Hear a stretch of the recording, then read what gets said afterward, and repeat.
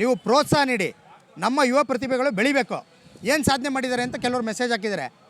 ಸಾಧನೆ ಅಂದರೆ ಈ ಕೋಟ್ಯಾಂತರ ರೂಪಾಯಿ ದುಡ್ಡು ಕೊಟ್ಬಿಟ್ಟು ಯುವ ಸಂಭ್ರಮದಲ್ಲಿ ಮತ್ತು ಯುವ ದಸರಾದಲ್ಲಿ ಕುಣಿಸ್ತಾ ಇದ್ದಾರಲ್ಲ, ಅವ್ರೇನು ಸಾಧನೆ ಮಾಡಿದ್ದಾರೆ?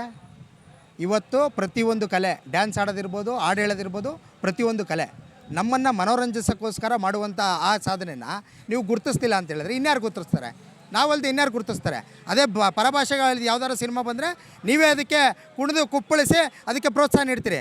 ಅದೇ ನಮ್ಮ ಭಾರತೀಯರು, ನಮ್ಮ ಜಿಲ್ಲೆಯವರು, ನಮ್ಮ ನಗರದವರು, ನಮ್ಮ ಹಿಂದೂಗಳು ಮಾಡುವಂಥ ಒಂದು ಇದಕ್ಕೆ ಪ್ರೋತ್ಸಾಹ ನೀಡಲ್ಲ ಅಂತಂದರೆ ನಮ್ಮ ರಾಜ್ಯ ಯಾವ ಮಟ್ಟಕ್ಕೆ ಹೋಗ್ತಾಯಿದೆ, ನಮ್ಮ ದೇಶ ಯಾವ ಮಟ್ಟಕ್ಕೆ ಹೋಗ್ತಾಯಿದೆ ಅನ್ನೋದನ್ನು ಇವತ್ತಿನ ದಿನ ಯೋಚನೆ ಮಾಡಬೇಕಾಗತ್ತೆ. ಇವತ್ತು ನಾನು ಈ ಸಂದರ್ಭದಲ್ಲಿ ನಮ್ಮ ಪುಣ್ಯವ್ರಿಗೆ ಮತ್ತು ನಮ್ಮ ನಂದಕುಮಾರ್ ಅವ್ರಿಗೆ ಇಬ್ಬರಿಗೂ ಕೂಡ ನಮ್ಮ ಚಾಮರಾಜ ವಿಧಾನಸಭಾ ಕ್ಷೇತ್ರದ ಎಲ್ಲರೂ ಒಂದು ತಂಡ ಇವತ್ತು ಅವರಿಗೆ ನಾವು ಸನ್ಮಾನವನ್ನು ಇವತ್ತು ಮಾಡಿದ್ವಿ. ಯಾಕೆ ಅಂತೇಳಿದ್ರೆ ಯುವ ಪ್ರತಿಭೆ ಬೆಳಿಬೇಕು, ಮುಂದಿನ ದಿನಗಳಿಗೆ ನಾವು ಪ್ರೋತ್ಸಾಹವನ್ನು ನೀಡಬೇಕು ಅಂತೇಳಿ ನಾನು ಇವತ್ತು ಅದನ್ನು ಮಾಡಿರುವಂಥದ್ದು. ಮತ್ತು ಹಲವಾರು ಸಿನಿಮಾ ಡೈರೆಕ್ಟರ್ಗಳು, ಪ್ರೊಡ್ಯೂಸರ್ ಹತ್ರನೂ ನಾನು ಮಾತಾಡಿದ್ದೀನಿ. ಇವರಿಗೆ ಒಂದು ಅವಕಾಶವನ್ನು ಕೊಡಬೇಕು ಅಂತಲೂ ಕೂಡ ಮನವಿ ಮಾಡಿದ್ದೀನಿ. ಯಾಕೆ ಅಂತೇಳಿದ್ರೆ ಲೋ ಬಜೆಟ್ ಸಿನಿಮಾಗಳು ತುಂಬ ಯಶಸ್ವಿಯಾಗಿ ಬರ್ತಾಯಿದೆ. ಕೆಲವನ್ನ ಯಾರೋ ಸಿನಿಮಾಗಳನ್ನ ನೋಡ್ತಾ ಇಲ್ಲ ಅರಸೇನ ಪ್ರೇಮ ಪ್ರಸಂಗ ಅಂತ ಬಂತು, ಒಂದು ಅದ್ಭುತವಾದ ಸಿನಿಮಾ, ಇವತ್ತು ಅದು ಓಡಲೇ ಇಲ್ಲ.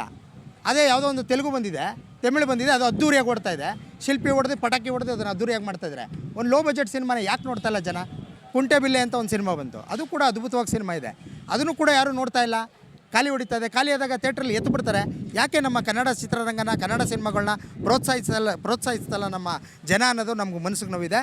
ಮುಂದಿನ ದಿನಗಳಲ್ಲಿ ಇವರಿಬ್ಬರಿಗೂ ಕೂಡ ಸಹೋದರ ಸಹೋದರಿಯರು ಇವತ್ತು ಏನು ನಮ್ಮ ನಂದಕುಮಾರ್ ಬೆಳಿಬೇಕು ಅಂತ ಹೇಳಿದ್ರೆ ತಮ್ಮ ಸ್ವಂತ ತಾಯಿ ಯಾವುದೋ ಜನ್ಮದಲ್ಲಿ ತಾಯಿಯಾಗಿದ್ರು ಅಂತ ಕಾಣಿಸುತ್ತೆ.